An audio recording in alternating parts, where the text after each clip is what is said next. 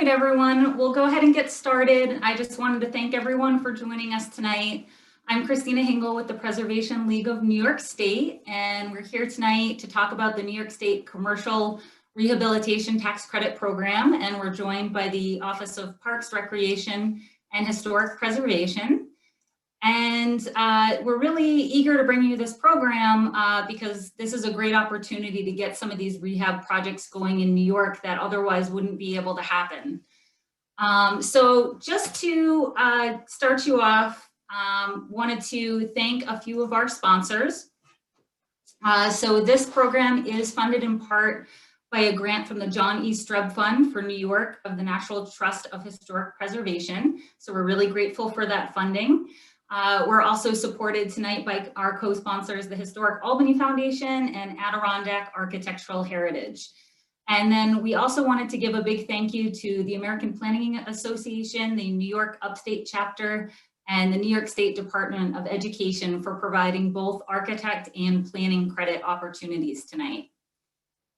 So just a couple housekeeping notes before we get you started. We will be recording this program and it will be available on the League's YouTube page in the coming days. And if you are a planner or architect receiving that 1 credit hour for the program, following tonight's program, you'll get a follow-up email with some additional information on that credit reporting. We do ask that you keep yourself muted during this presentation, and at the end, we'll have a Q&A session where you can unmute yourself and ask questions live. You can also use the chat feature during the program to let us know about any technical issues or to post questions during the Q&A session.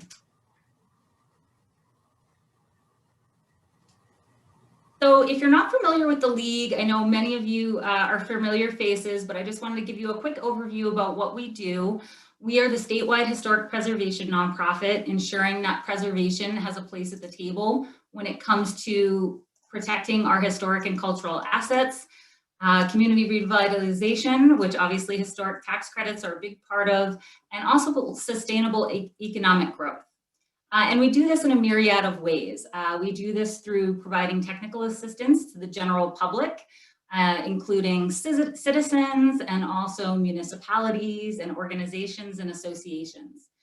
And we also like to keep people apprised of financial incentives that are available for preservation, including historic tax credits and grant programs. We do have 2 of our own in-house grant programs available to nonprofits and municipalities. And this is our Preserve New York program and Technical Assistance Grant program. Right now, we are opening applications for a Preserve New York program to eligible nonprofits and municipalities. Another thing we like to do here is keep in touch with our regional preservation colleagues in New York and join forces on elements of preservation that are important to all of us here in New York. When we come across great rehab programs, we love to celebrate these during our annual Excellence Awards, and obviously always encourage any of you who might know of great projects to apply for those awards when the announcement comes out that they're available. We also seek to protect historic resources through our biennial program, 7 to Save, and we advocate for these historic resources and their protection. And then lastly, we have a robust public policy program where we create policy agendas and advocate for legislation on the federal, state, and local levels in support of historic preservation. So we're really excited to bring this program to you guys today. Here's some ways you can reach us and keep in contact with the League. Visit our website to find out more. And with that, I would love to turn it over to Julian Adams, who is the Director of the Community Preservation Services Bureau and Tax Credit Unit at the New York State Office of Parks, Recreation, and Historic Preservation. And he's going to explain to us everything we need to know about the Commercial Rehab Tax Credit Program. Well, if not everything, pretty hopefully near it.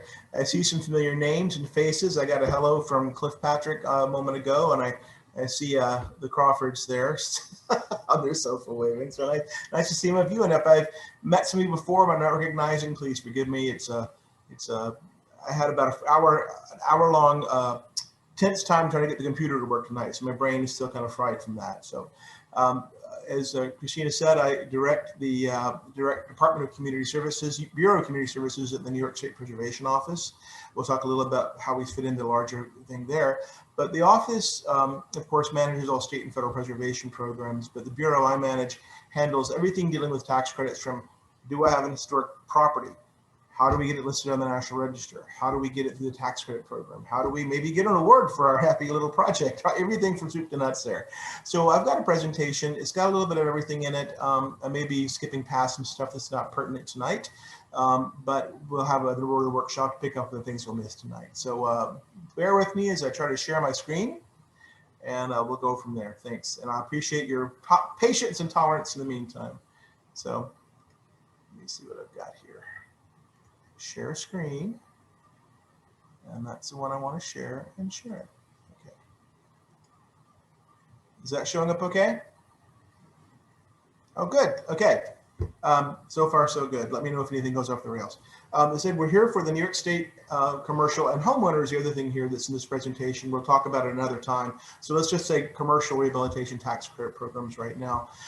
As you may or may not know, we're part of the larger agency of Parks, Recreation, and Historic Preservation that manages all the parks and historic sites out there, cultural, natural, historic resources for New York State.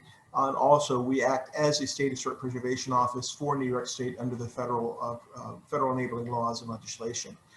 You may know Niagara Falls area. It's the oldest state park in the country, right here in New York State, saved from basically being siphoned off for hydro and mill waste production, and now we can enjoy it as it is now because of the actions of New York State. Always been a leader in the field. We offer programs and services, as I said. Our blurb is to help individuals and communities achieve the social, economic, and environmental benefits associated with historic preservation. Those of you who work in the field or know the field, I think can say that that does work. We enable or recreate or help stabilize and revitalize walkable neighborhoods, commercial strips, downtowns, entire neighborhoods through homeowners programs, things such as that, which have many spin-off benefits in tax base, in employment, in jobs, in just quality of life overall. And that's something we've really began to realize for the past 10 or 15 years, how much preservation and the programs we're able to bring to bear help with the quality of life in our communities, making a more livable and livable community. Most of you may know the National Register, the New York State National Register of Historic Places. That is the official list of properties dealing with state, national history, also local. We take it all the way down to the local level. It doesn't have to be George Washington slept there, Abraham Lincoln gave a speech there. We can go all the way down to local level. Some of that has such a significant local impact, or a building type or a downtown that speaks to the local history as well as the state and national history. Right to the chase here, the tax credits are for income producing properties, and that means anything that you make an income from, rental, residential, commercial, warehousing, office, factory, whatever. It's pretty much wide ranging. As long as you have an income tax on the income from that building, you can apply for the tax credit given certain parameters we'll talk about as we go further. There's a 20% federal credit that's been around in some form off and on since about 1976 or so. The one we have right now is a 20% credit.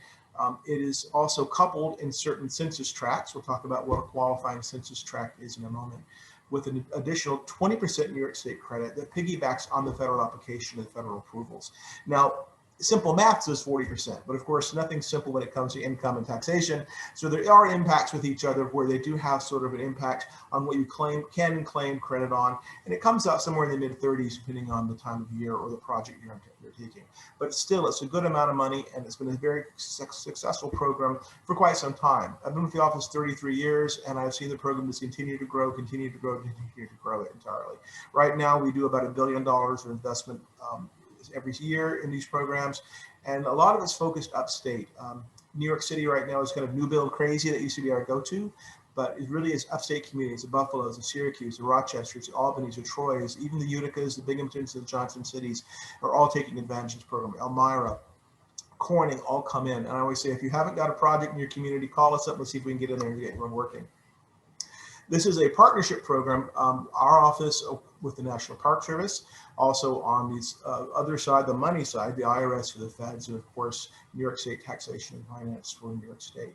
It is not a tax deduction like you would look in doing your yearly taxes. It is a credit against taxes owed. It is not coming off your income deduction. It goes literally to the taxes you owe on the income stream from the property.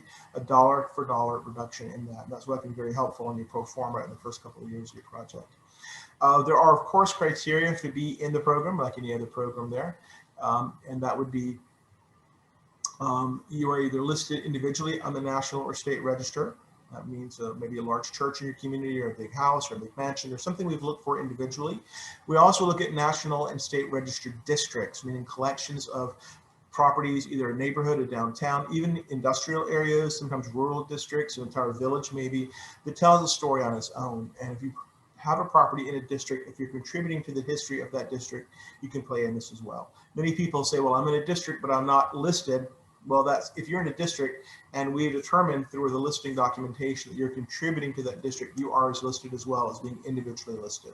So always remember that. When somebody says, I don't know if I'm listed or not, start with the district and then see if you're contributing. And you can check our office for that and call us anytime. There's also a way that a local community that has a local preservation ordinance can have a local historic district certified. I know Syracuse, Albany, they all have local districts that have been certified that can take place in the tax credit program as well as the state and national register. This tries to go all the way down to the local level.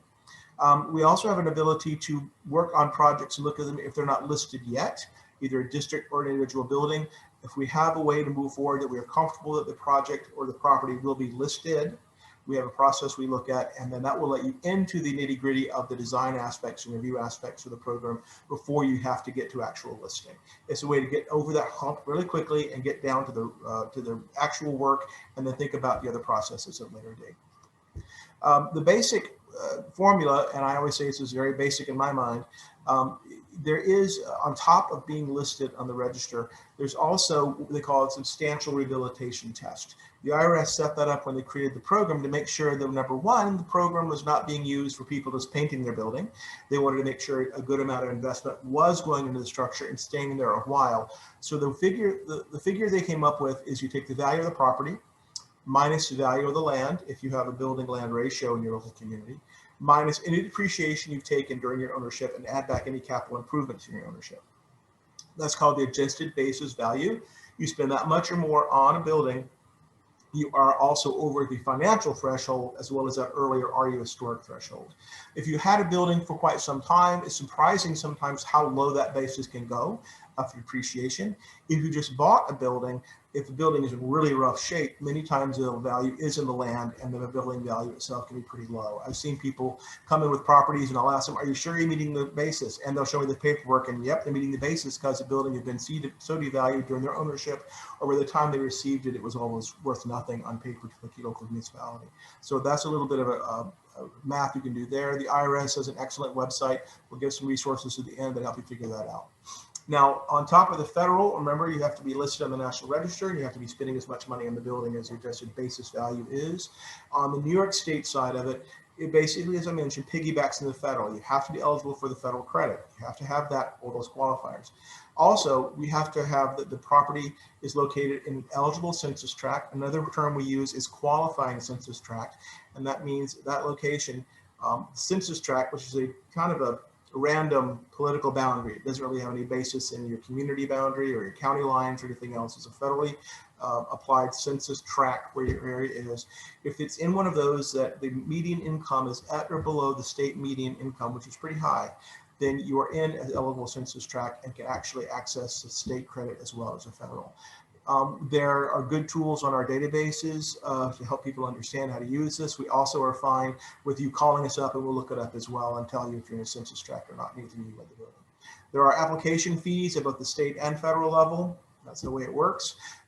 The state credit does have a cap of $5 million, which is how much you can take on a credit at one time. No cap of the federal credit. You can take the federal credit at 20% all day long of your income, but the state does cap it at $5 million. Let me see here. You've got our quick checklist. And this is for people to take this out in the street and ask people you see working in their building, on their home or their commercial building. Ask them this question. Are you located individually? Are you listed individually or located in a district? Or is the property eligible for listing or in the process of listing? Again, those are things our office is very willing to help you with. Also, we have on our website, if you navigate to our office, basically New York State Parks Historic Preservation website, you'll go to our website, Historic Preservation, and there's an online tool link there. You can look it up on the database there. Number 2, does the project pass a substantial rehabilitation test? That's what we looked at. Is your project located in an eligible census tract? And again, these are all things we can help you with. But then you may want to look into the credit to take advantage of the credits for your building program.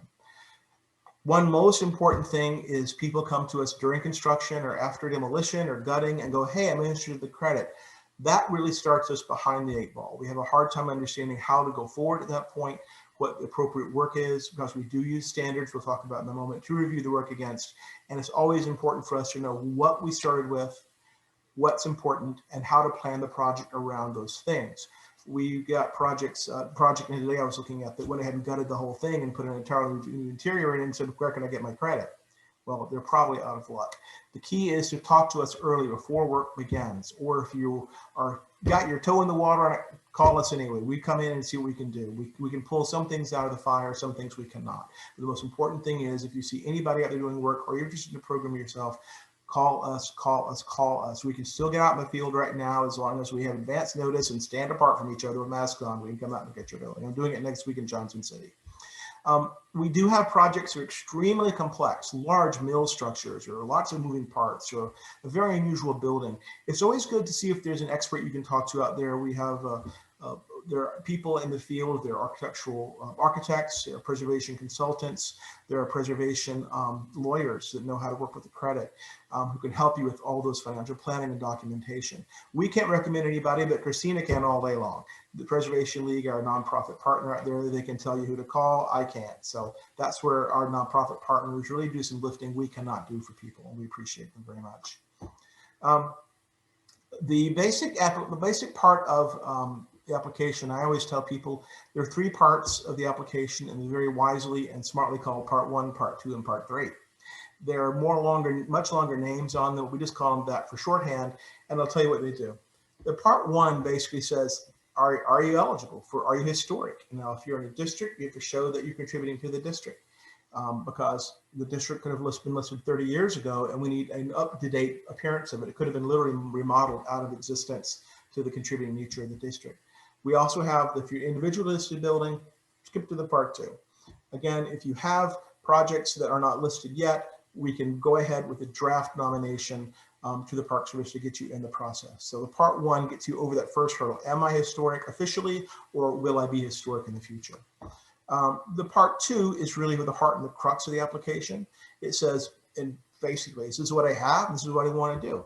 It has to describe existing conditions, including major building features, photographs, document all areas of the property, floor plans, elevation drawings of the current conditions, and historic photographs, if available, to help us understand what may have changed or not changed about the building. Again, the key here is we need photographic documentation in form of file. And I tell people what's important about that is that we will come out in the field, but the Park Service has their review as well, and they will not leave Washington, D.C. They need to do a desk level review of the property, and they need to be able to walk through and around the property photographically, looking at floor plans, looking at photo key plans, anything else like that. And the narrative also helps them understand the building in a way that stands aside from actually be physically at the property. The standards we use are formulated by the Secretary of the Interior, so called the standards rehabilitation. That R word is important. There are several standards out there, and rehabilitation is essentially taking a building in its current form, and that can be in pristine condition from the date it was constructed, or had a lot of changes, or sometimes even damage. We try to make sure it has a good use in 2021 and beyond, while not damaging the essential historic character of the building. We want to make sure that people can understand the building's historic character, its historic use, historic materials, historic design, without having to live like it's in the 19th century. And that's surprisingly how flexible we can be. These are good resources. You can find them online. There's a big booklet there. The one on the right I call the travel folder, and the one on the left is one that really is a good book of understanding appropriate and non-recommended treatments. There are 10 standards, just like the 10 commandments, 10 standards, and they basically are outlines that have been developed and refined and defined over the years of use. And we can help you understand those. The basics of them are just very simple. Repair rather than replace deteriorated features. In other words, if you got it and you can repair it, repair it. That sounds good with many, many things, but as we know, we live in a very disposable culture these days. Deterioration sometimes can be so bad that you need to replace it. It does happen with wood, it happens with stone, terracotta, it happens with many materials. Then you need to make sure the new feature matches the old in design, color, texture, overall visual quality, and materials. We do have some flexibility in the use of what we call synthetic materials now.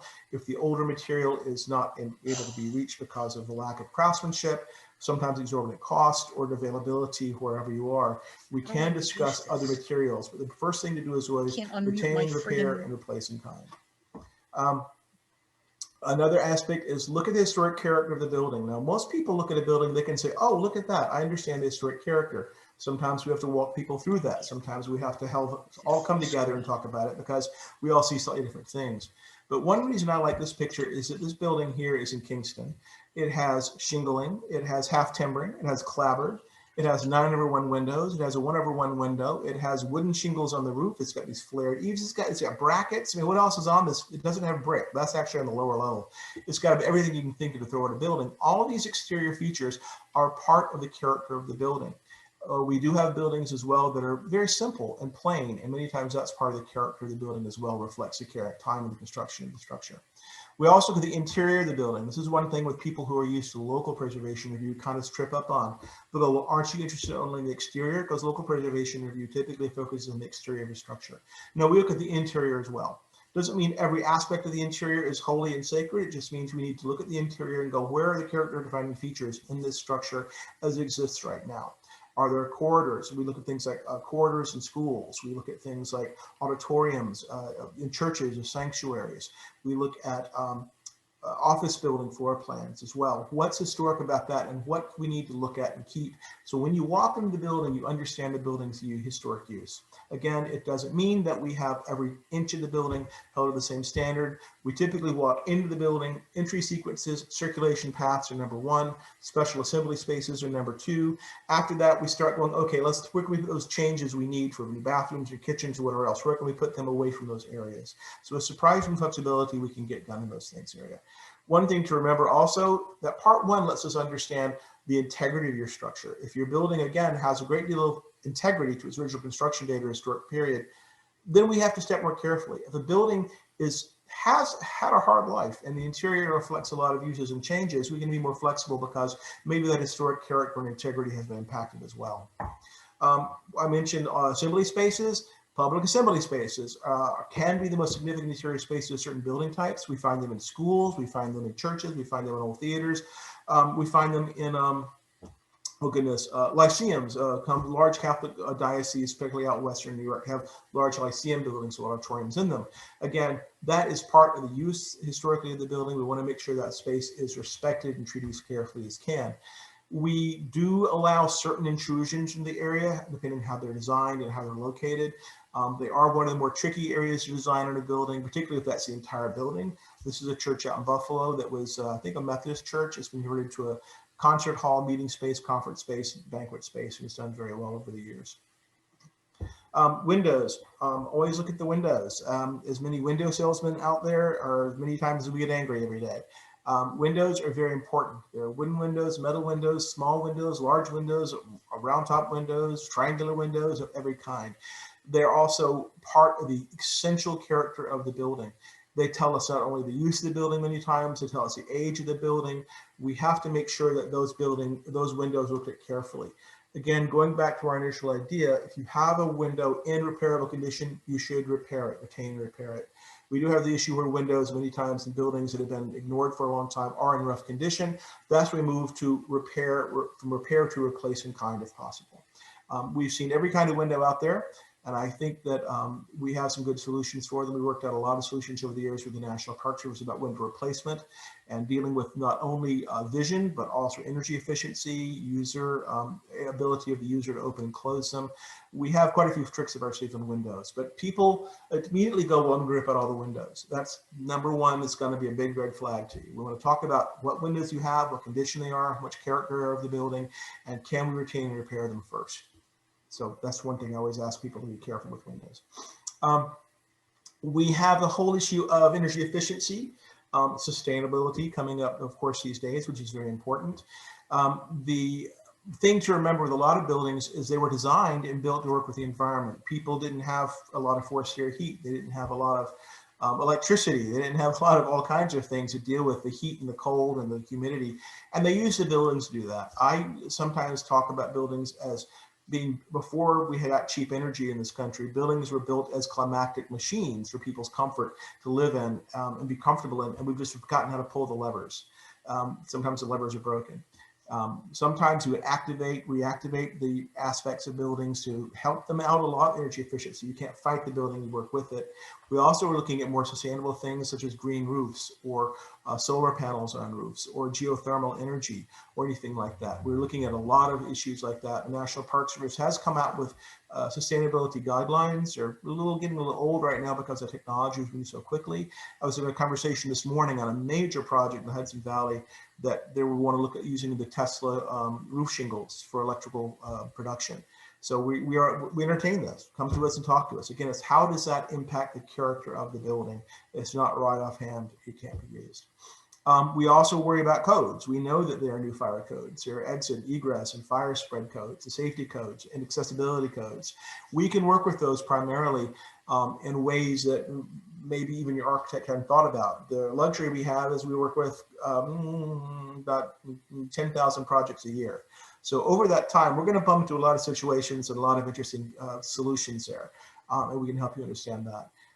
Sometimes there are code issues that the local code official will not budge on, and they would be damaging to the historic character. That's where we can work with the Department of State to see what kind of variance we can get for that code issue. We can't make codes go away. We try to find ways to meet the spirit of the code without meeting the letter of the code to provide safety and accessibility for building users. Any more keys to making a successful project? Again, walk through with your architect and your contractors.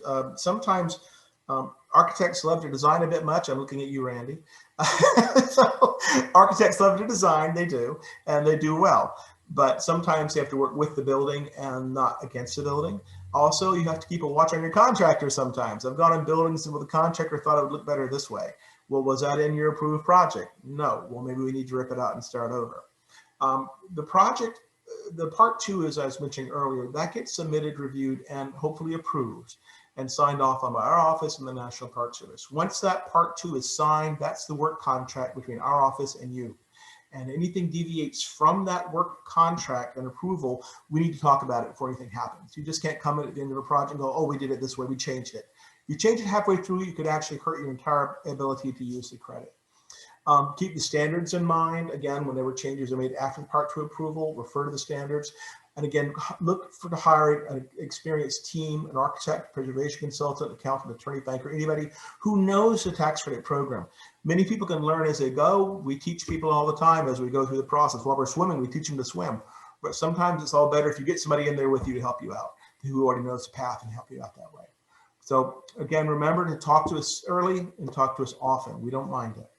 The last part, the part 3, is pretty much simple if everything's gone well.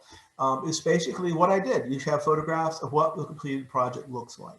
And it has to literally be completed. We need, ladders out of the way. We need the paint dry. We need, sawhorses out of the way. We need it to look finished. Or Park Service may go, are they done? Are they really done yet?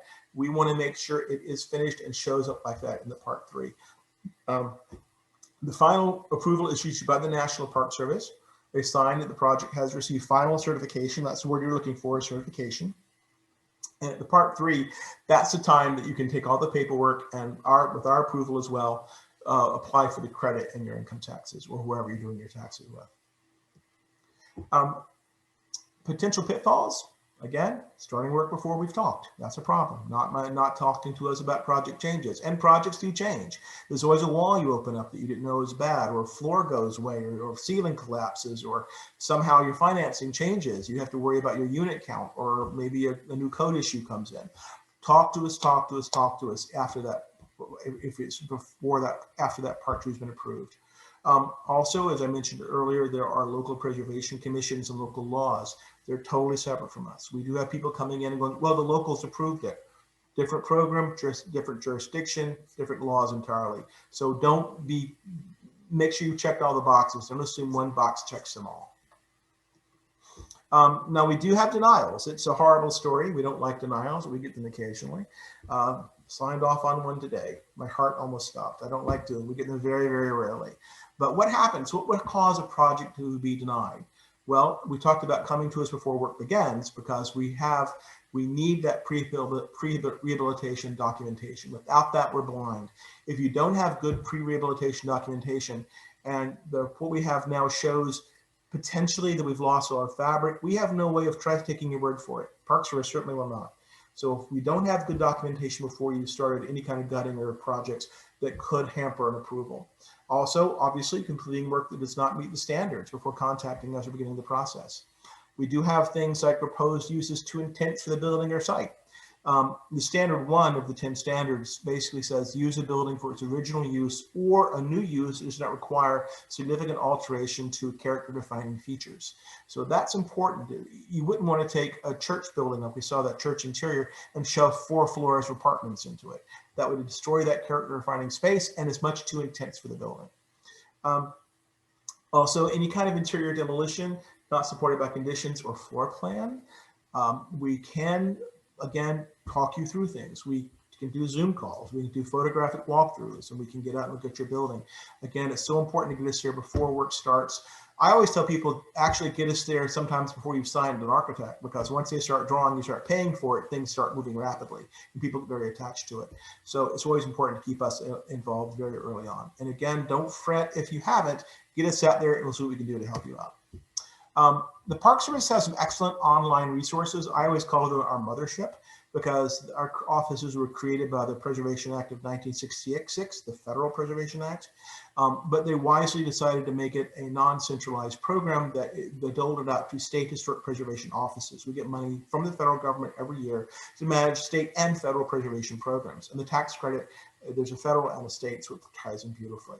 But the Park Service are the people who wrote the standards through the Department of Interior, and manage the statements and interpret the standards. And on their website, I always tell people to quickly Google NPS, which stands for National Park Service, comma TPS, which stands for Technical Preservation Services. And that'll take you to their site, where there's quite a bit of resources online of preservation briefs, walking you through different building types and material types, tech notes on a project that went well and didn't go well. And as on the far left, the entire site on how to access a tax incentive program, downloadable and fillable PDFs, as well as contacts and links in there as well. We're going to go past homeowners. I'm sorry I didn't edit this one, so we're going to pop by that one really quickly. Hey, we'll do that later. My goodness. Okay, never mind. Sorry about that, guys. I didn't have time enough to edit today. Forgive me. And I got home, my computer acted up for an hour, so it was crazy. I'll just show a couple of things like that. Things that happen. I think this is Syracuse. Beth and Randy, you might know this one. This kind of work would never be approved. This beautiful, it's a 2-family house, was built as quite a imposing 2-family house. And somebody thought, well, those columns too much upkeep, and I don't want all that stuff. So it was all ripped up, thrown in the yard, and this was thrown on. Certainly something that would not be approvable. Everything beforehand looks repairable. It looks, nothing's falling down, nothing's collapsing. They just thought, well, it'll be cheaper to maintain it like this. That certainly would not be an approvable project. We have dealt with a lot with flood. You see in the upper left corner, there was a lot of flooding in Hurricane Irene and Jay, which you may have lived through in upstate New York. We all did. We've done a lot of work with people in flooded communities, helping them get back into their houses and their neighborhoods using the tax credits. We do a lot of affordable housing and elderly housing in our program. There's a horrible reputation about preservation being about gentrification. I would say 50 to 60% of the work we do as far as unit count is affordable housing and senior housing. And many times in parts of cities that have seen a lot of disinvestment and a lot of flight, putting people back in these buildings back to life, not sending them to the landfills. We're using this historic material that sometimes is very hard to get anymore. The lumber, everything else is very difficult to get the quality of it, and putting these cities back to life, putting these buildings back on the tax roll. Just these are a couple of the glamour shots we have here. There's really great before and after buildings. And one thing to remember, I asked about if you have historic photographs of properties, show them, because the historic photographs of this building showed these porch configurations that you might not have understood without that. So what we were able to do is not make anything up from out of thin air. We were able to be honest with the building and its history and find what was there before and put it back as it was. I think I've done pretty good on timing here. I think I broke a land speed record for talking. I apologize for that, but that's how I do it anyway. I know there's Q&A. I want to give plenty of time there, and I think thank you for your time. We've got time for Q&A. I'm sure there's questions or confusions, and I'll be glad to help as I can. Okay, Christina? Thanks so much, Julian. Yeah, thanks for catching us up. I know we started a few minutes late, so that was great that we could still have some good amount of time for Q&A here. So I would just like to open it up to the floor if people want to unmute and verbally ask a question. I know a couple came through in the chat, but I'm afraid they've gotten buried. I just saw the most recent one come through that said, what about commercial storefronts with apartments above? Oh, we do those all the time. If you have all income producing, if you have your storefront income producing and rental apartments above, that's just a simple application.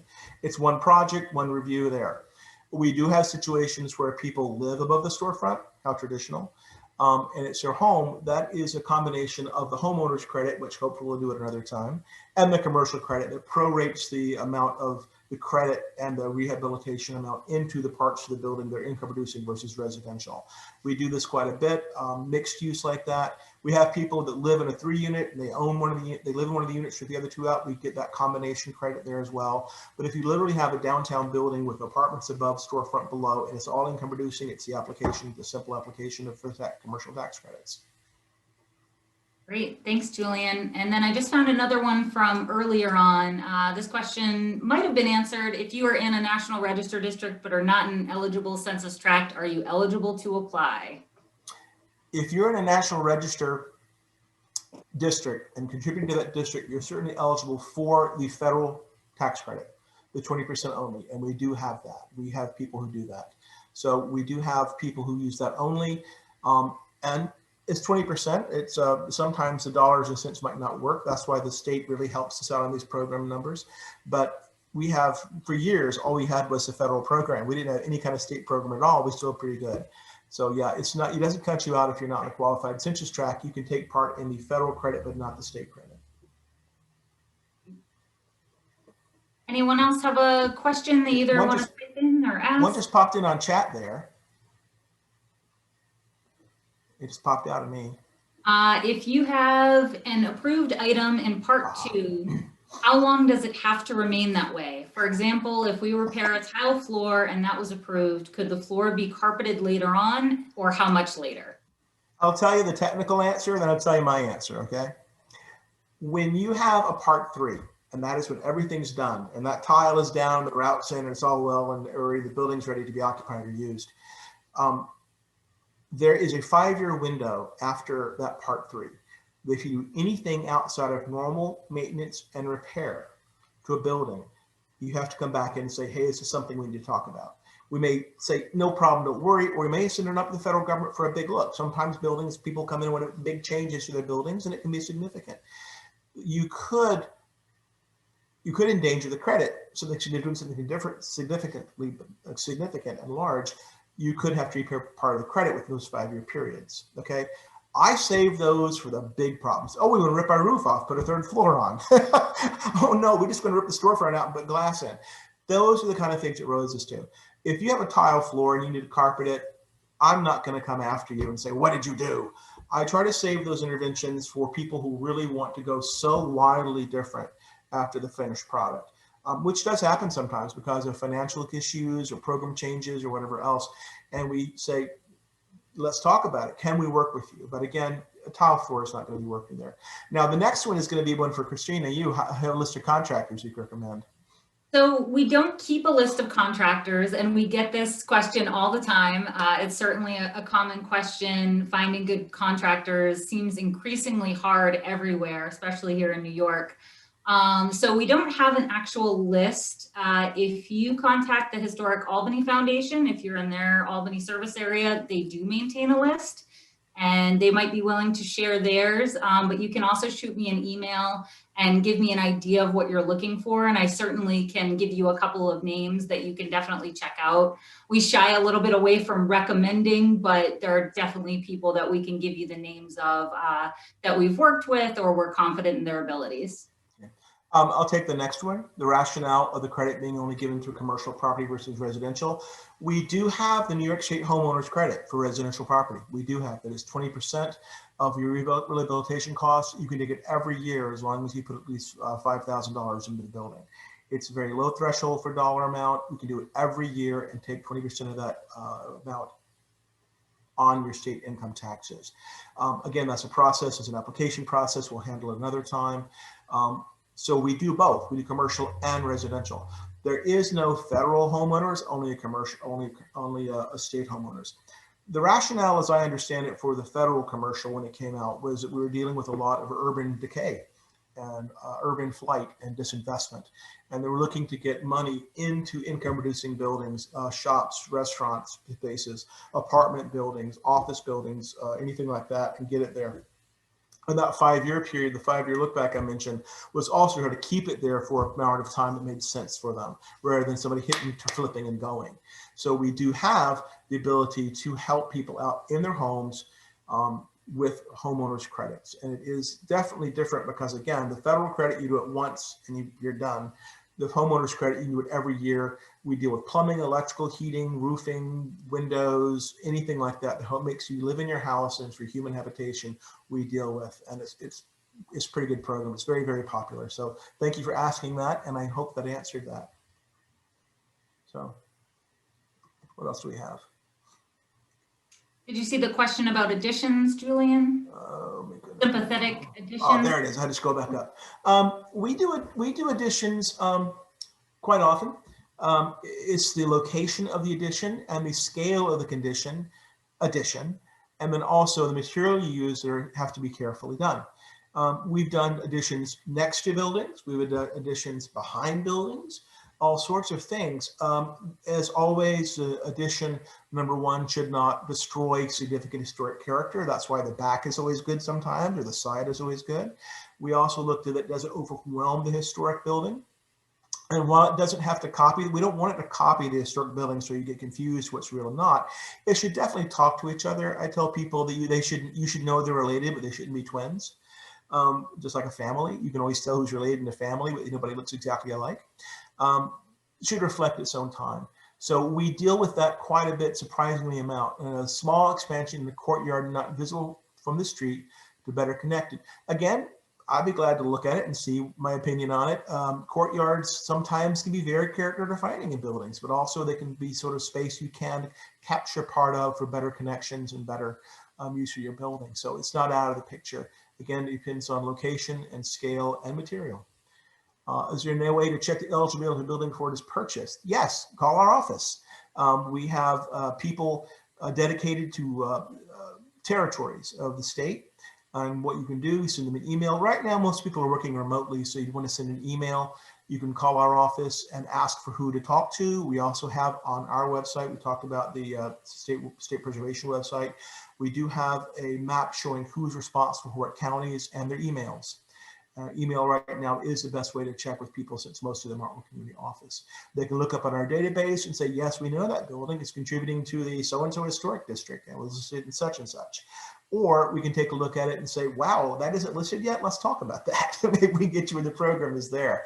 And that happens quite a bit. There are a lot of savvy developers out there and people who do that all the time. Hey, can you check on this building for me? Is it listed? Do you think it's listable? Is it in the census tract? Have you seen it before? And we have all of that in our database.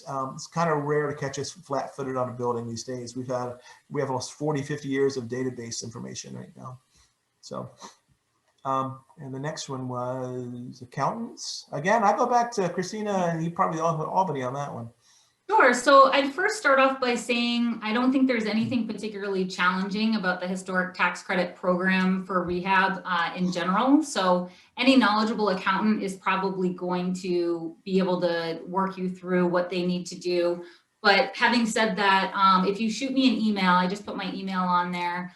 I can see if I have a name of someone that we've worked with before that kind of has a good handle on the tax credit program.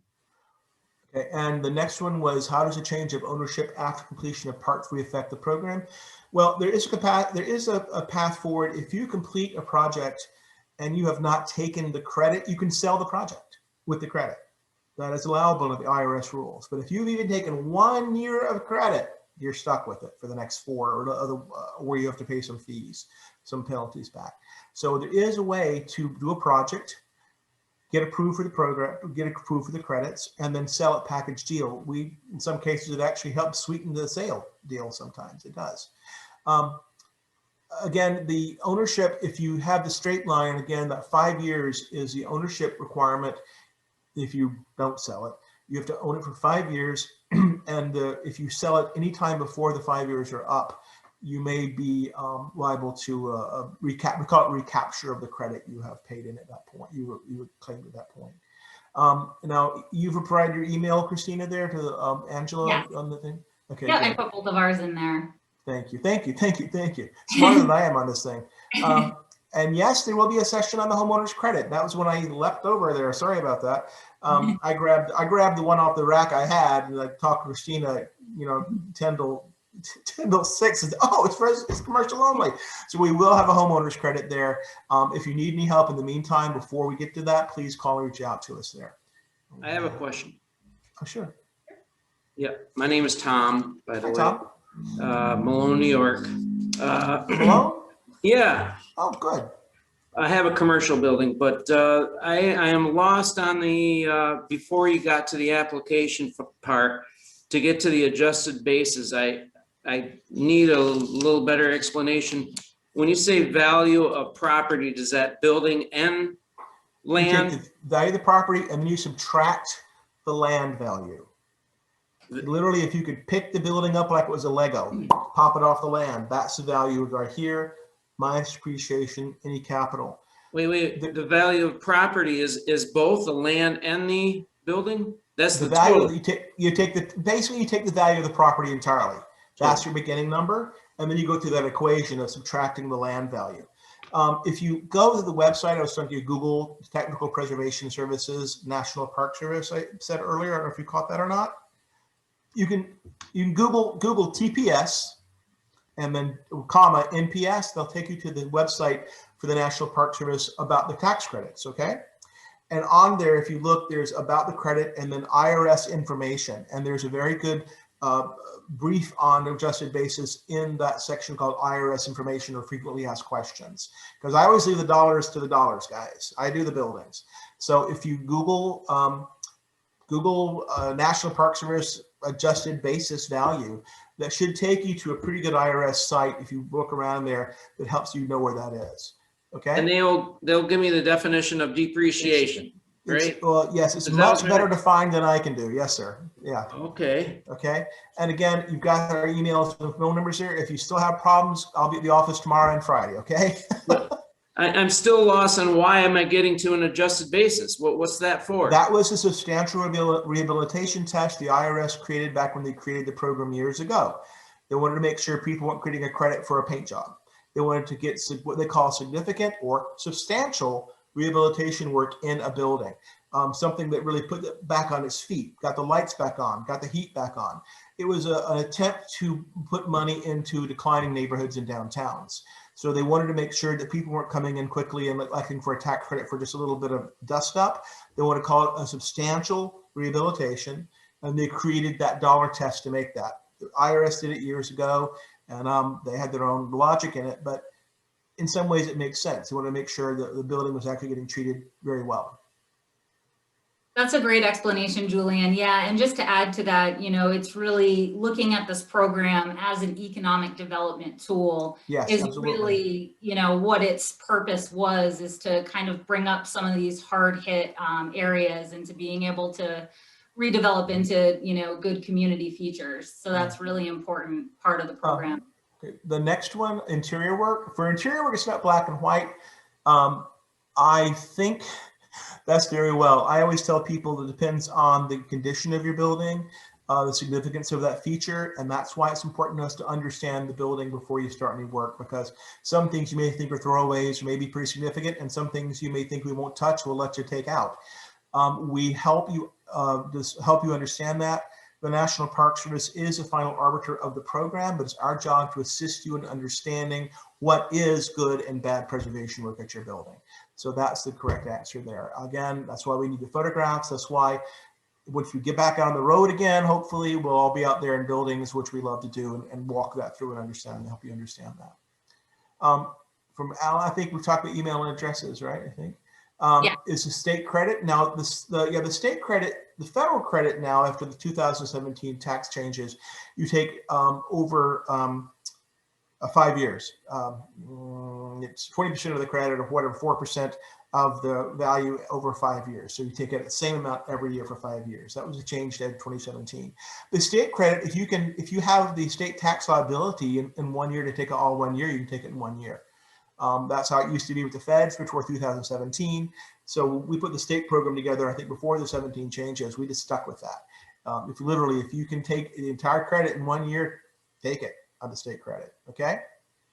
Back to sustainability, trying to achieve NYSERDA efficiency standards. Again, we work with NYSERDA, sometimes nicely, sometimes a little growl each other a little bit. But we do work with people on a lot of things about how to make the building more energy efficient. NYSERDA is part of the family of state agencies. They're kind of quasi-state, but they still state agency, and we can have to talk together about how to make things work for you rather than getting caught in the middle. We do allow insulation in many situations, as long as you're thickening the wall too much. Lifting a roof, I'm not sure what you mean. We have ability to insulate from the roof side many times rather than the interior of a building.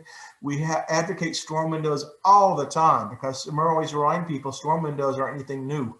They're around 200 something years ago. I remember building in Vermont, probably 1850s building in Vermont, that had triple windows. They knew what they were doing in Vermont in the 1850s, 3 windows in a row.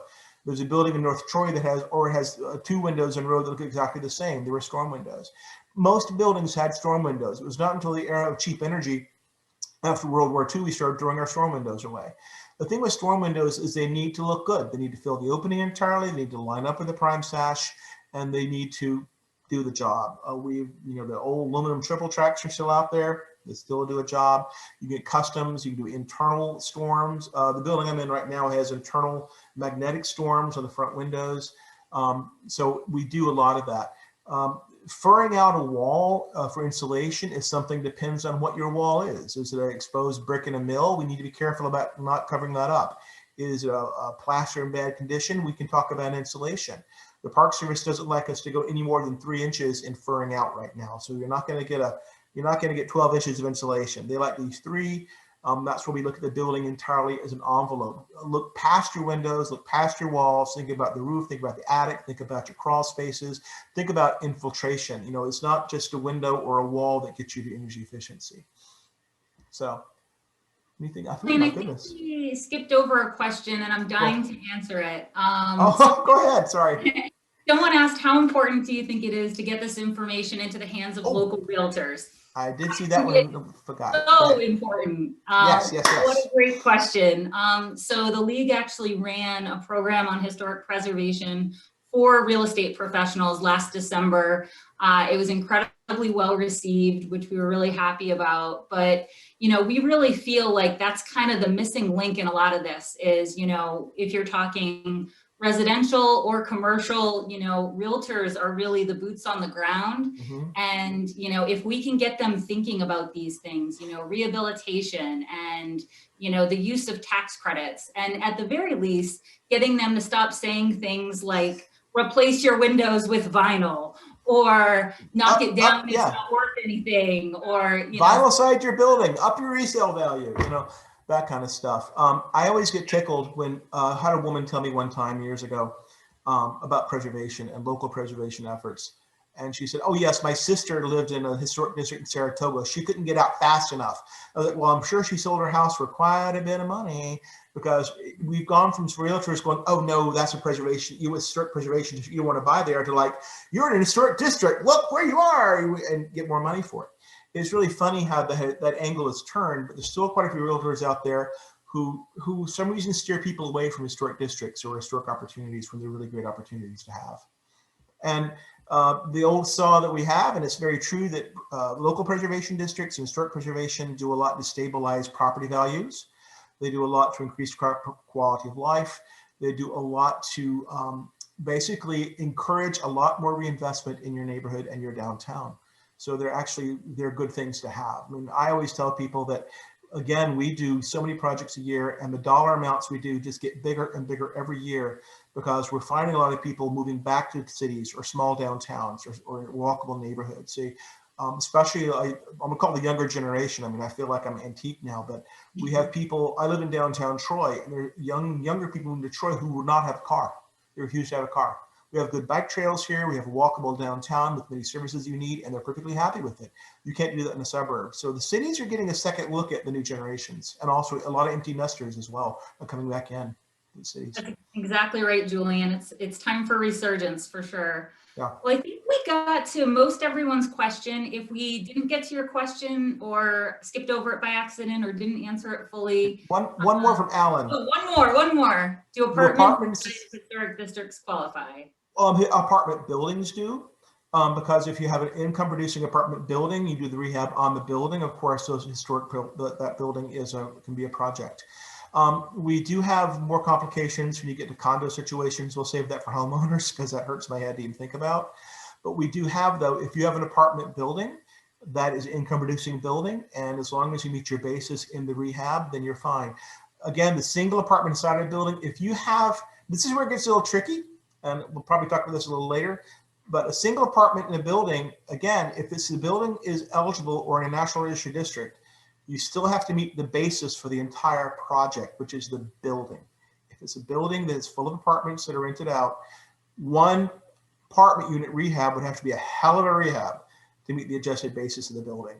Again, we look at homeowners credits next time, and the situation with condo ownership, that's a better question for that kind of situation. But again, if you have a 4-unit building and you're doing one unit up amazingly well, if you meet the adjusted basis, we can get you a credit. That's Great. kind of a quick answer. Thank you. Thanks, Alan. Thank you, Julian. So yeah, if we didn't get to your question, please do shoot Julian or I a follow-up question, depending on what you're looking for information about. I'm going to send out an email shortly that's going to have all the information, the slides, our emails, and just some additional information for you all to look over. I really wanted to thank Julian for joining us tonight, and I know he would probably talk all night if I let him, because he's just that good. I can't? You won't let me? But they really do such a great job at the SHPO there. It's really amazing the work they do to run this program along with all the other programs that they run. So we really appreciate it. And I really appreciate everyone's involvement tonight. We answered a lot of questions. That was It's a lively crowd tonight. I like it very much. And thank you, Christina, for putting this together and helping us with this. You're welcome. Do it without you. Okay? All right, everyone. Thank you so much for joining us. Have a great night. Okay. Good night, everybody. Bye now.